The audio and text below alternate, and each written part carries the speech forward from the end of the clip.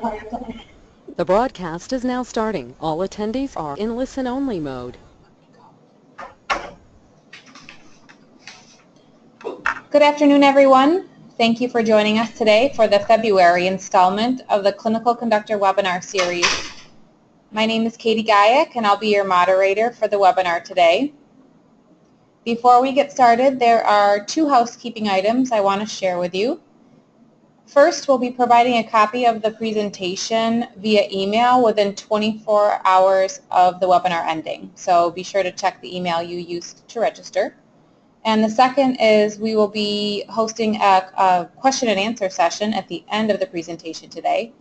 So any questions that you have throughout the presentation, just go ahead and submit them using the GoToWebinar question box on the right-hand side of your screen.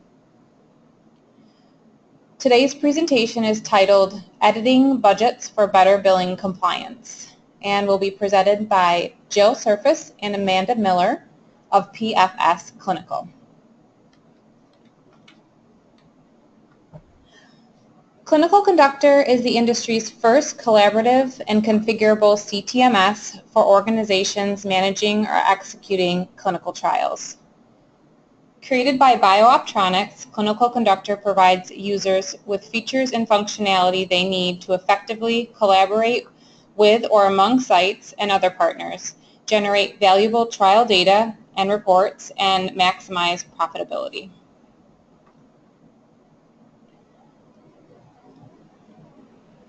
PFS Clinical provides administrative solutions that focus on the unique and complex challenges inherent to clinical research. PFS Clinical allows institutions to decrease study startup times, overhead costs, and internal training, while also allowing personnel to refocus their attention to quality patient care. A little bit about the speakers today. Jill Surfus is an operations manager at PFS Clinical. Jill oversees and leads a talented team to provide academic medical centers, major medical centers, and health systems with services such as coverage analysis, budget development and negotiations, and CTMS study builds. Before joining PFS Clinical, Jill earned her Bachelor of Science degree in Biochemistry and Cell Molecular Biology from the University of Wisconsin-La Crosse. Amanda Miller is a training program manager at PFS Clinical. She has detailed clinical research experience providing expertise in administrative roles such as budget development and negotiation, coverage analysis development, and coverage analysis quality assurance. She currently leads both the internal and client training programs at PFS Clinical, sharing her expertise with new analysts. Amanda holds a Bachelor of Science degree in Biology and a Master of Science degree in Engineering, Science, and Technology Entrepreneurship. Jill and Amanda, I'm going to hand it over to you. Okay, thank you, Katie. Muted. Jill and I are going to talk about the impact of budgeting on research billing compliance. So most people focus on coverage analysis when they think about research billing compliance. But today, Jill and I want to bring up how important the budget is in billing compliance. It can be easily forgotten, but if the coverage analysis can be done, but if the budget is not edited properly, then this can lead to a non-compliant situation. Today, Jill and I will discuss research billing compliance basics, provide a brief budget overview, and then walk through examples of items that we commonly edit in budgets to prevent potential compliance issues or prevent conflicts with the coverage analysis document that might be on file. At the end of the presentation, Jill will talk about working with sponsors on compliance issues and the importance of making sure that all of the study documents are in sync. At the end of the presentation, as Katie already mentioned, we will have about 15 minutes to answer questions related to topics discussed during the webinar today.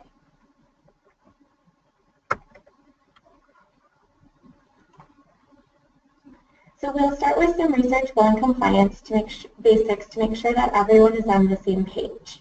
There are several factors that influence research billing compliance, so we're just going to focus on the basics for today. The first thing that comes to mind when most people think about research billing compliance is that double billing is a big no-no. The patient cannot be charged for an item that the sponsor is also paying for. This can lead to several serious consequences, including fines and reputational harm. The best way to prevent these issues is to complete and use a coverage analysis. We'll talk more about this in just a minute. The main rule that drives research billing compliance is Medicare's clinical trial policy, also known as National Coverage Determination 310.1. The coverage determination gives details about when Medicare can or cannot be billed for items within a clinical trial. They'll also talk about the types of trials that they'll cover and items that they may or may not cover within the trial. For example, Medicare will cover tests to monitor side effects of a study drug in a qualifying clinical trial, but they will not cover the investigational item itself. For sites that do device studies, it's important to follow the Benefit Policy Manual investigational device rules to maintain compliance. It's also important to factor in non-research billing requirements for compliance reasons. Research billing compliance depends on both research and non-research billing rules. If Medicare does not cover the item outside of research, it's unlikely that they'll cover it within the context of the clinical trial, and so this item will need to be incorporated into the sponsor budget. The coverage analysis is the main document used for billing compliance because it clearly shows who is paying for each item and why.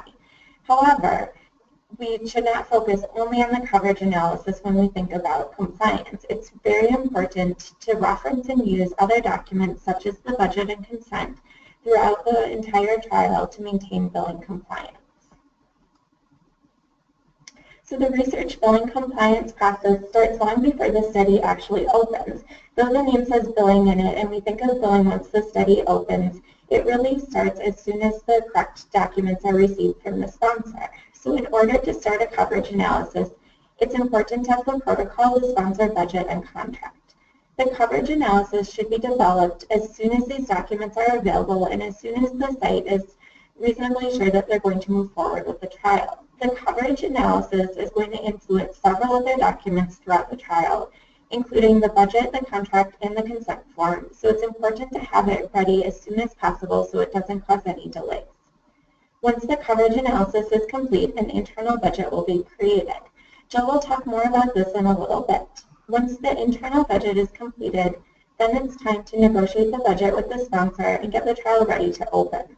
Sometimes this can be a long step, so it's another reason to start early. Many sites that we work with utilize a CTMS system.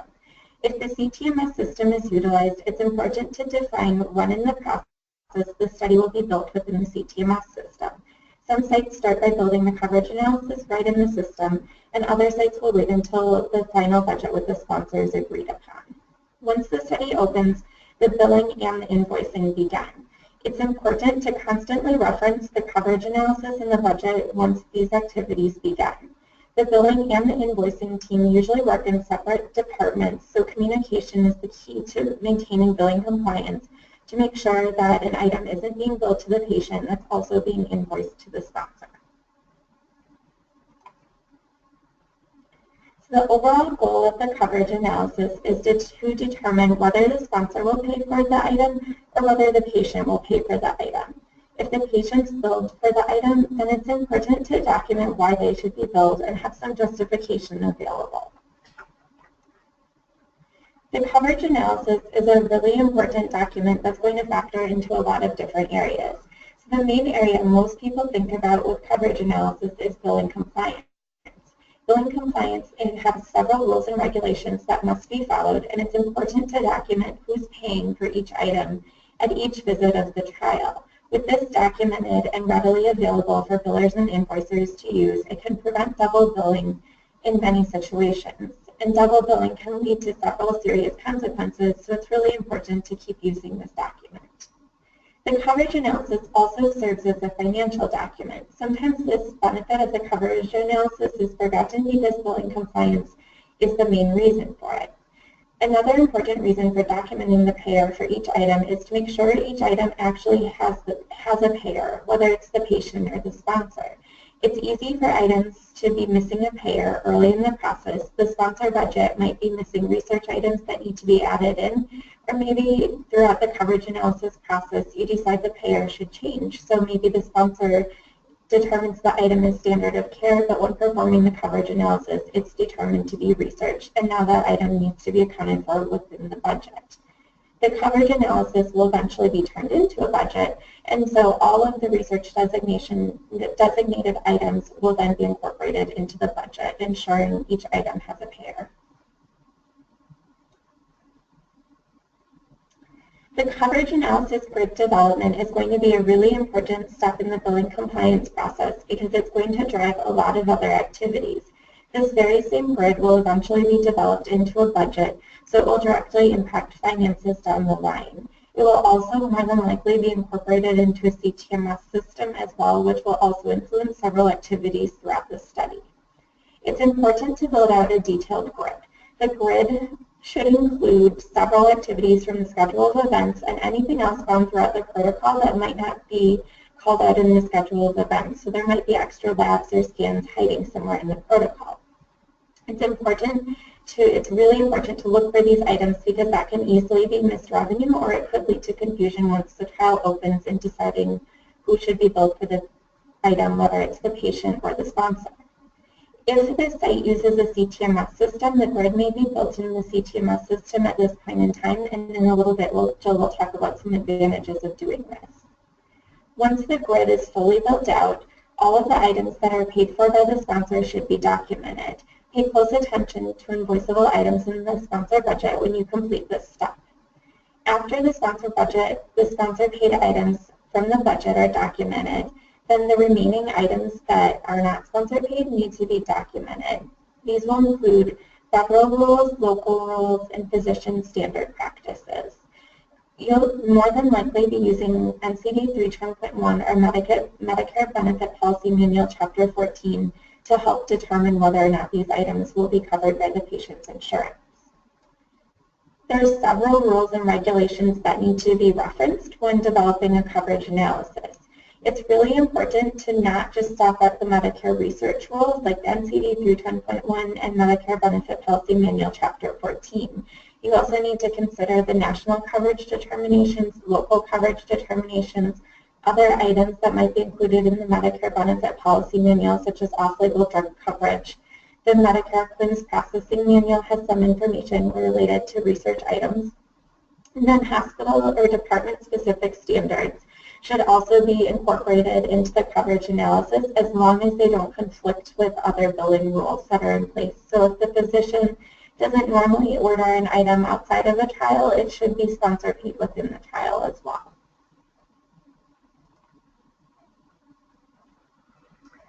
Thanks, Amanda. So now that we have an overview on the importance of research billing compliance and why a coverage analysis is important, let's get into the specifics of budgeting.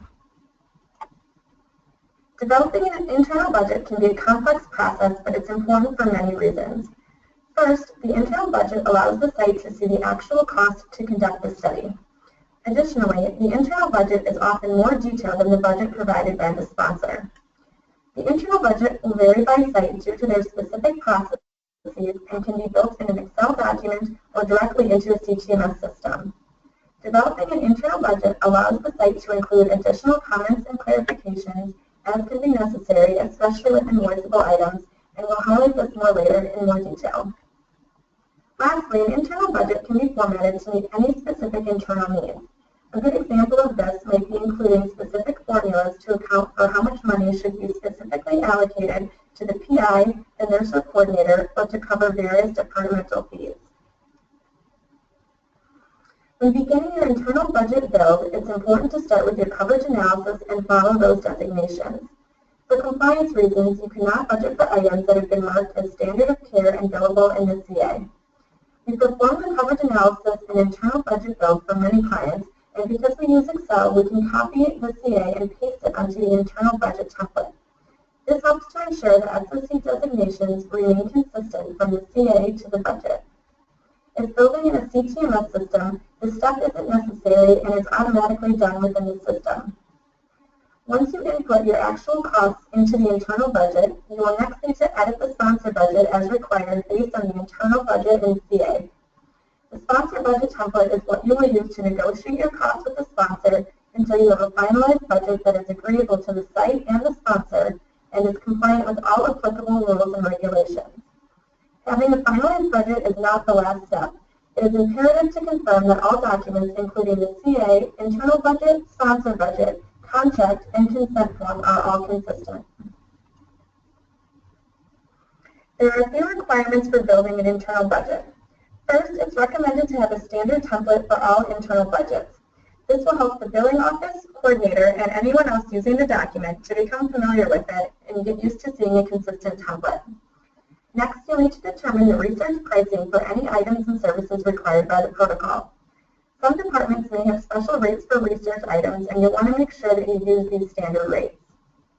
We work with several large healthcare organizations, and it's important to keep in mind that different sites may have different pricing structures.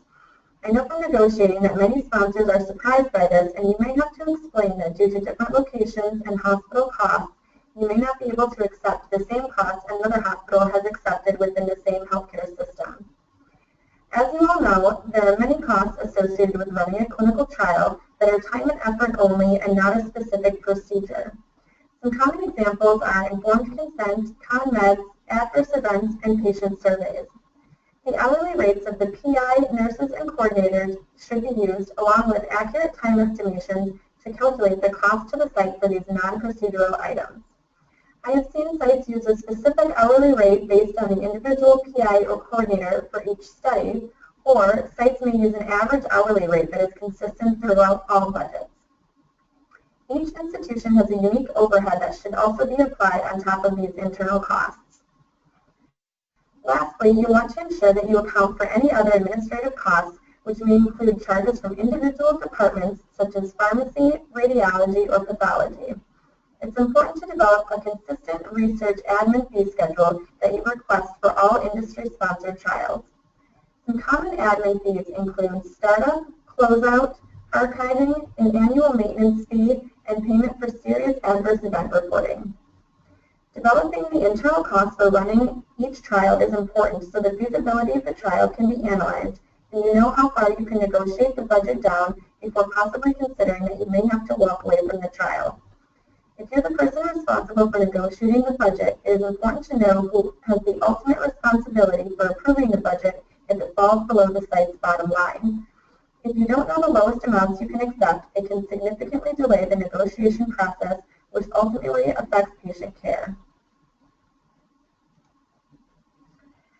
Now that we have all the information we need, we can start to build our budget. As I mentioned, the first step is to take your coverage analysis grid and copy the designations over to your internal budget template. These are some screenshots of how this might look in our Excel template.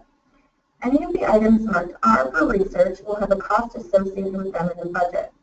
Any item that has been determined to be S for standard of care and billable will remain in S and not have any cost associated. For sites that utilize the CTMS system, the budget can be generated almost automatically as you can use the library to save your internal costs for some common items. If you built the coverage analysis into the CTMS system, the budget will generate without much more additional work to the site. When building the internal budget, it's helpful to match the grid to the sponsor budget as close as possible. For example, if the sponsor budget is built out for 6 cycles, you'll want to make sure the internal is built out for 6 cycles as well so you're calculating the correct per patient total.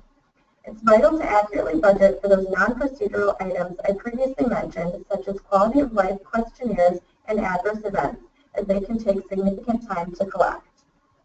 You also want to be sure to include PI time for items like informed consent or certain surveys that require the PI to actively participate.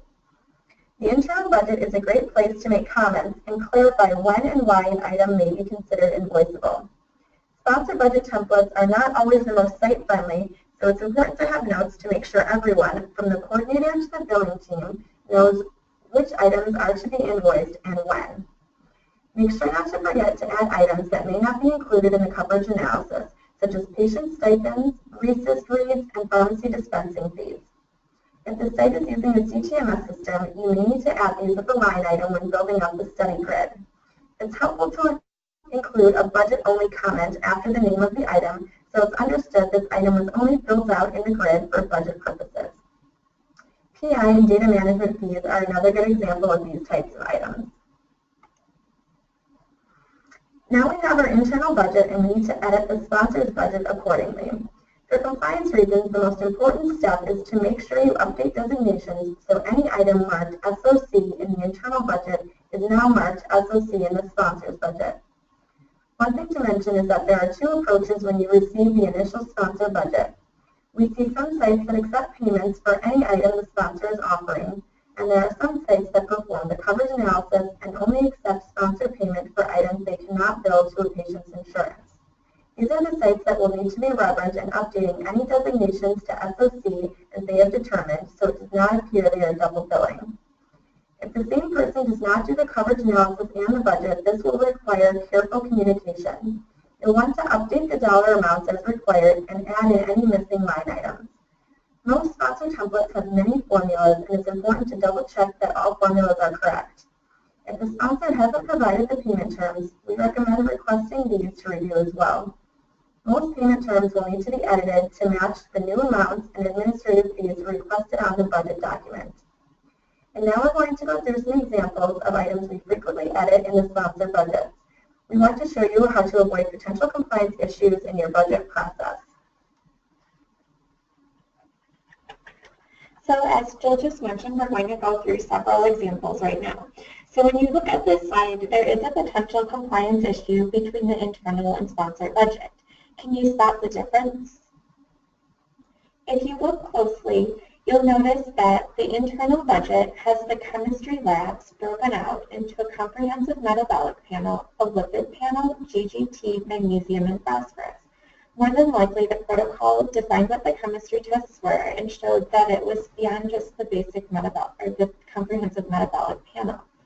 Some of these tests are standard of care according to the internal budget and coverage analysis, and some of these items are clearly budgeted as research items. The sponsor budget includes one line for chemistry. Based on the sponsor budget, it appears that they're paying for all of the chemistry tests, but it's not very clear. Again, the problem is that the sponsor budget groups all of the labs defined as chemistry into one line, and the coverage analysis and internal budget have the chemistry test split into multiple lines. More than likely, this was done because the labs had different CPT codes and couldn't be bundled into a panel. The internal budget shows that some of the labs are standard of care and some of the labs are research. The internal budget, this leads to the appearance of double billing because without any edits, the sponsor budget looks like they could be paying for all of the chemistry tests based on the format, whether this was the intent or not. The sponsor budget must be updated to better match the internal budget. The easiest red line to edit in the sponsor budget would be to change the $75 to standard of care / research, making those labs marked as research invoiceable. While this is an easy edit to do in the templates, it leads to a lot more work once the trial opens. By doing this, the revenue cycle team has to send an invoice, and the sponsor also has to process that invoice, and this can lead to delays in payments. The best solution is to create a second line in the sponsor budget for chemistry. The first line will define chemistry, comprehensive metabolic panel, magnesium, and phosphorus, and the second line will have chemistry, lipid panel, and GGT. This clearly separates the standard of care and the research labs, so there's no appearance of double billing. It also prevents the need to invoice the sponsor and wait for that invoice payment to come through. So if you look at the before and after of the budget, it's a relatively simple edit. Most sponsors will allow you to make this type of edit. However, if the sponsor does not allow you to add another line to the template, you can always resort to the SOC / research option with the invoice. It's not the end of the world to have to do that. If they won't agree to that option either, then you would want to make a single designation for the labs. But in most of situations Jill and I have seen, sponsors will accept adding the second line to the budget. In this example, we also updated the dollar amount to better reflect that only 2 labs were going to be sponsor paid. Depending on the situation, the sponsor's offer, and what the site cost is for the item, this step may or may not need to be done. But overall, the edits should avoid any compliance issues, and now the documents are consistent between the sponsor budget, the internal budget, and the coverage analysis. So in this example, this is another common format of a sponsor budget. If you look at this budget, can you determine if the sponsor is paying for all of the items required by the protocol, or if there might be items considered standard of care? The answer is that you can't tell based on this document alone, so just relying on the sponsor budget could lead to compliance confusion. So the next thing to do is to review the coverage analysis. When you look at the coverage analysis, it shows that some items are clearly standard of care because they're designated as an S. Other items are research designated. So based on the coverage analysis, it becomes more clear that the sponsor budget should not be covering all of the items within the trial. However, without any editing, it gives the appearance the sponsor could be paying for everything. So the problem is the sponsor budget does not indicate if any items are considered standard of care. This format leaves room for interpretation depending on who's viewing the document, and we don't want to leave any room for interpretation on these documents. The solution is fairly simple for this situation. First of all, whenever a sponsor budget is not itemized, there should be a coverage analysis and internal budget available for the study. There should also be a note stating that some of the protocol-driven items are considered standard of care and not included in the budget totals. The note below shows an example that we use for some of our clients. The note doesn't have to follow this exact phrasing, just something to indicate the sponsor budget isn't intended to cover all of the items within the trial. So if we look at the before and after, it's a very minor edit to the sponsor budget. This is another edit where Jill and I have not run into any issues with sponsors having a problem with the language or the concept behind it. Most sponsors are completely fine with it and understand the compliance implications behind it. So it's a fairly easy fix. The informed consent form is a common place to see potentially risky compliance language. It's important to consider the ICF when performing the coverage analysis and also when building the budget. The ICF may be the only place it's mentioned that certain items are promised free or to specify if there is a patient stipend.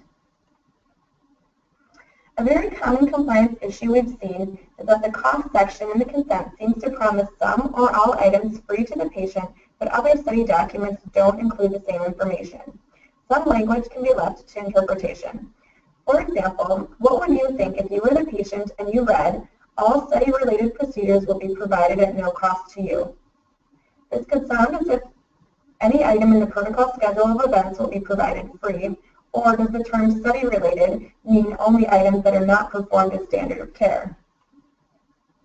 The solution to this problem is to work with your compliance office to develop standard language stating items may be billed to insurance and items performed for research purposes only may be paid for by the sponsor.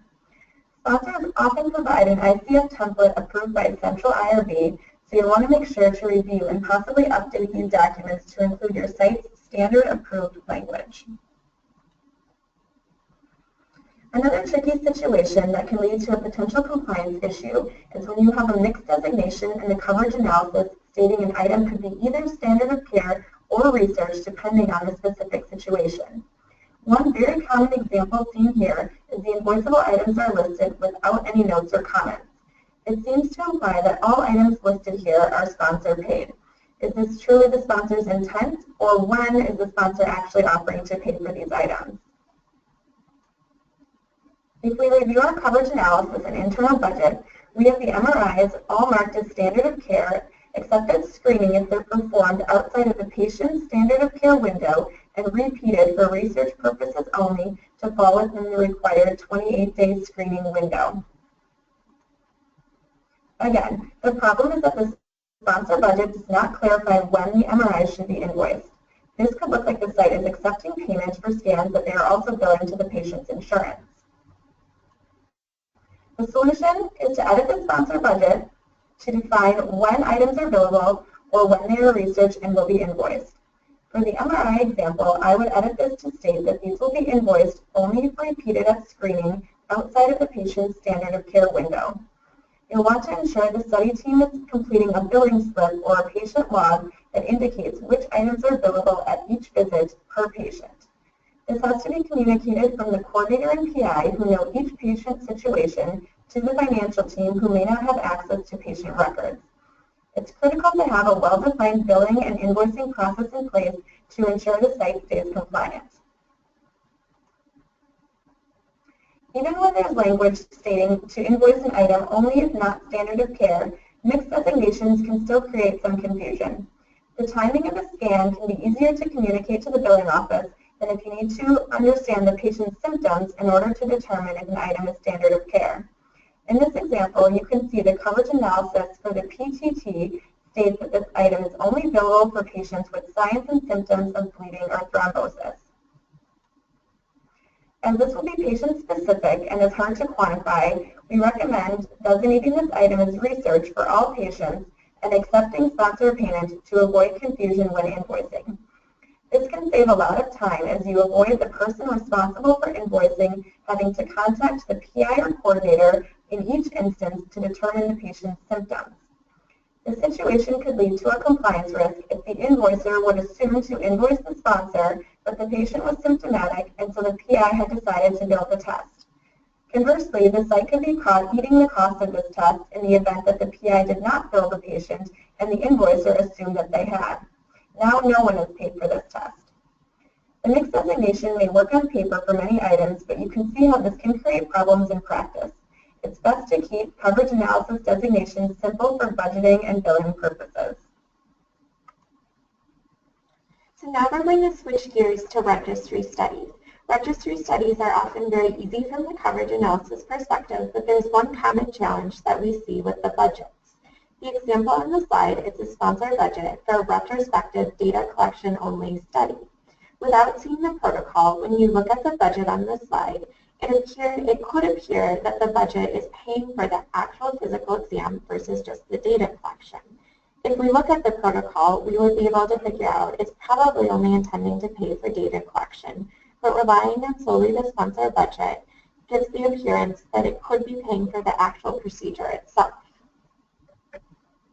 So we cannot determine, based on the sponsor budget, the way the item is named, whether it's intended to be the procedure or just the data collection associated with it. We might be able to get some clues from the budget, but there's still room for interpretation. So the problem is that these retrospective data collection budgets often contain line items with actual procedure names, just like in this example where the physical exam is designated at $55. So we all know that $55 is probably not enough to cover a physical exam. The way the item is named gives the appearance that the sponsor is actually paying for the item.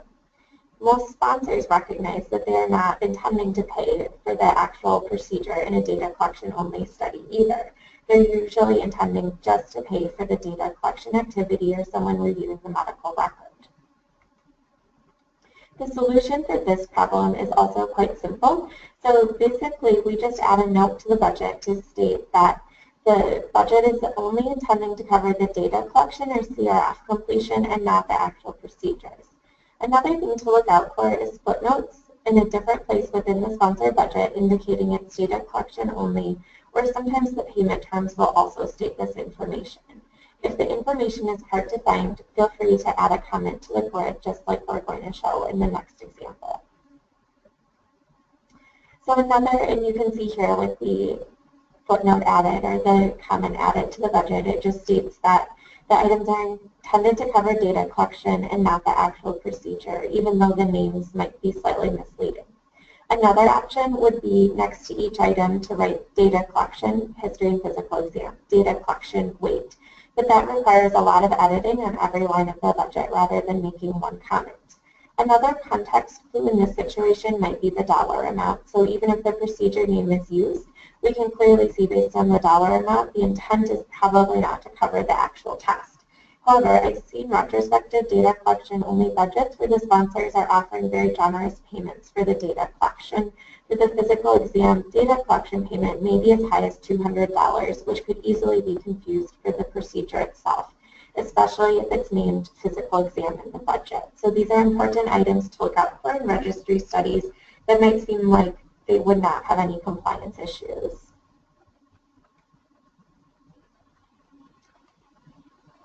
Another common item that we edit in budgets all the time is conditional payment language. So it's very common to see sponsors offer to pay for an item only if it's denied by insurance. So in this example, you'll see a CBC with differential is offered $45 to be invoiced when denied by insurance, along with a physical exam. When we look at the coverage analysis text, the CBC and the physical exam are both very clearly billable to the patient in this example. There's no reason to believe that these would be research. So at first glance, it doesn't appear that this would lead to a compliance issue because it says the site will only be paid when denied by insurance. However, there are some compliance issues with this language. The first problem is that the CA indicates the items are standard of care, and NCD 310.1 includes language that states items and services customarily provided by the research sponsors free of charge for any enrollee in the trial will not be covered by Medicare.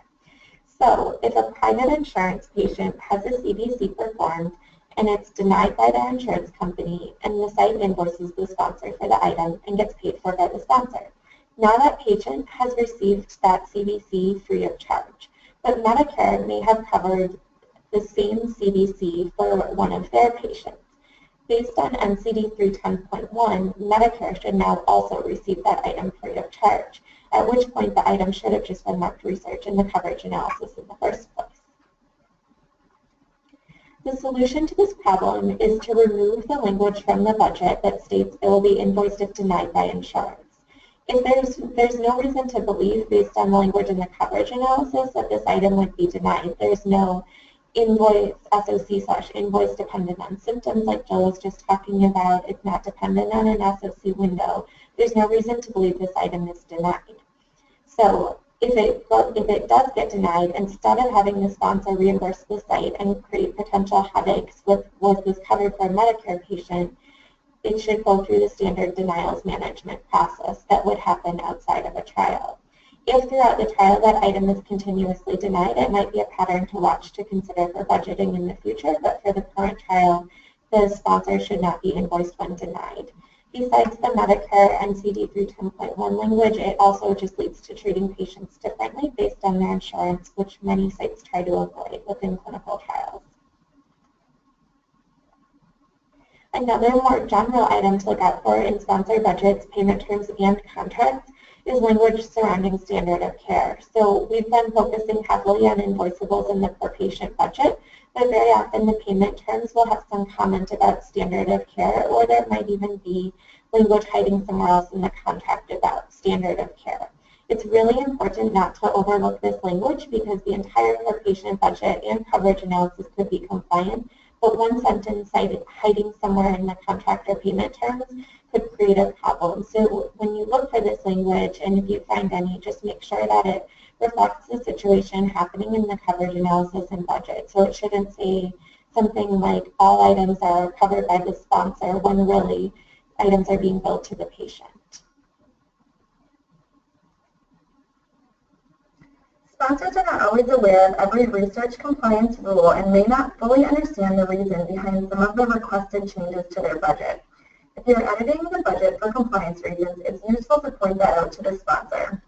As sponsors are dealing with multiple sites and multiple trials, it's important to remain patient with the sponsor throughout the negotiation process. It can sometimes be hard to remember, but they do want to finalize the budget just as badly as you do. If the sponsor is unable to approve edits to their template, such as defining when an item should be invoiced, make sure that your internal budget and coverage analysis are very clear and have this information. As I mentioned earlier, aligning the study documents is one of the most important steps to maintain research billing compliance.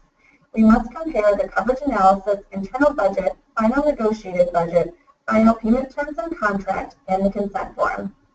So items to watch out for are the cost section and stipend listed in the consent form, and it's important to make sure the designations of SOC or research match across all documents. Another item to consider is if the study is being entered into a CTMS system. If so, this will need to match as well. The document sync check should happen prior to executing the contract. Communication is key across the site to ensure roles are defined for who is responsible for which documents.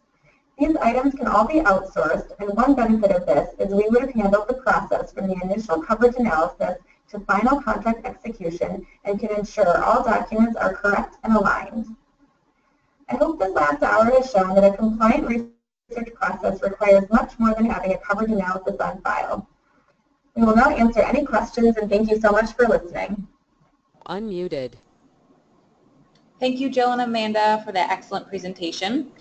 We'll move now to the question and answer portion of the presentation today. The first question is, when reviewing the criteria of a qualifying clinical trial for coverage analysis, what is the definition of therapeutic intent? So the trial has to benefit the patient, so this is often listed in the objectives. And the site can choose if they only want to focus on the primary objective, and some go all the way to exploratory endpoints. So it's really up to the site to assess the risk with that, but it's just the trial has to benefit the patients in some way. The word we usually look for in the objective is efficacy. Okay, next question. Is there ever a time that you should deny a payment from the sponsor and bill the patient for the item instead? Yeah, so that's a great question. And again, this does depend on the site policy, but we do have clients that regularly deny some items, and we have some clients that accept any item that's paid for by the sponsor. As an example of something that we've seen some sites deny is to bill all of the IV administration of the study drug instead of accepting the sponsor payment. So if the patient's receiving more than one infusion that day, it can lead to sort of some confusion if your sponsor's paying for one of the items to be administered, but the other ones you're billing to insurance. So that's one of the items we see sites deny frequently. Okay, next question. Who should make the call on whether observational versus investigational? We know that sponsors and PIs don't always understand the difference. So I think it's a discussion with more than one person involved, but if it's an industry-sponsored study, that sponsor should have a pretty good idea of whether the study is interventional or observational. A great place to look for clarification is clinicaltrials.gov. They have a listing down those entries that states whether it's interventional or observational. If it's investigator-initiated, it might require a few discussions with the PI to determine what their goals really are and what they want to get out of the trial and do. Who is ultimately responsible for determining what items are standard of care and how is it done? So it really depends on the site and the practice. So usually someone does the coverage analysis, whether it's someone internal or outsourced.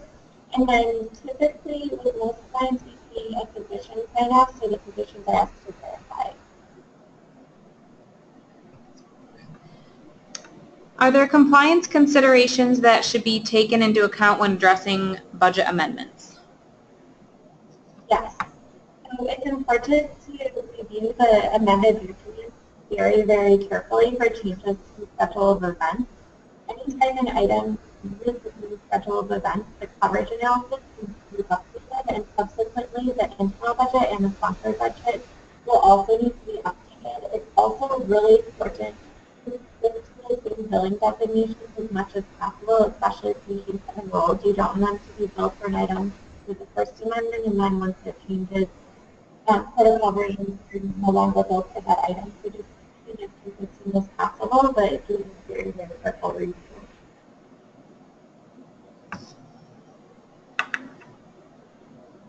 What are some of the percentages marking that can be negotiated with sponsors on a study budget commonly? Can you repeat that? What are some of the percentages marking that can be negotiated with sponsors on a study budget? So I'm not sure the question is really that clear. I think what they're asking is sort of how much could you mark up a budget and what would the sponsor accept? And that's going to depend, on the site's internal costs, and all sponsors are different, and it really depends on the item. So I think that's sort of a tough question to answer. It's not like we can say that we always mark up a budget 20% and that's accepted, but 25 is not accepted.